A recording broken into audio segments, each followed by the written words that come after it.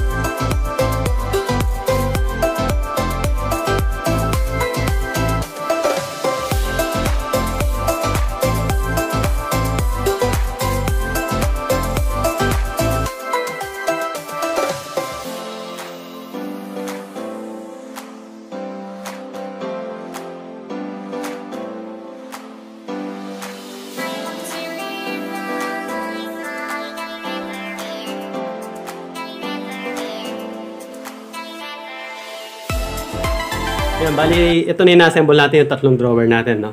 Yan. Bali, sa Lunes, isasalpak na natin yan. Bibili tayo ng drawer slide natin, yung ball bearing drawer slide.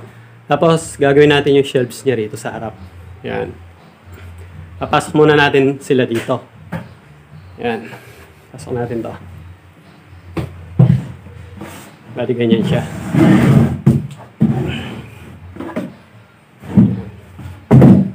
Tapos, ito. Pasok din natin.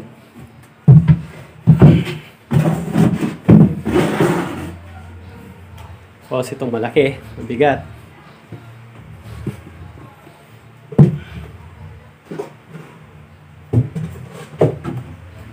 Yan. Tulak natin. Wala pa kasi siyang drawer slide, kaya mahirap siyang lusot. Pero pag may drawer slide na yan, smooth na yan. Yan, pakita ko sa inyo.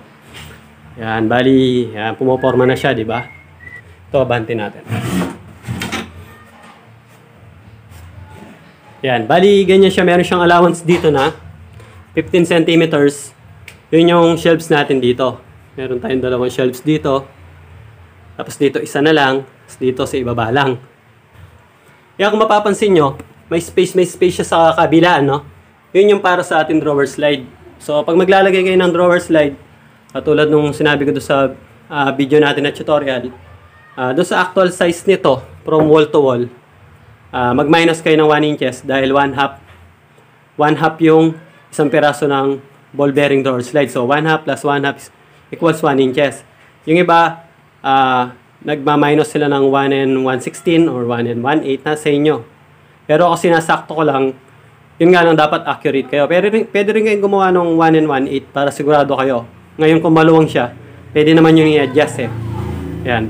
Kung gagamit kayo ng 1 inches lang na allowance, dapat accurate kayo. Ganun yun. Yung mga sa mga hindi nakakalap at gusto matuto ng paglagay ng concealed ball bearing door slide, meron tayong video na tutorial nun. Hanapin nyo lang sa mga video natin. Yan. So, abangan nyo sa Monday.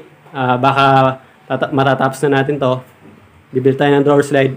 Isasalpak na natin. Tapos, barnis na yung kasunod doon. Okay?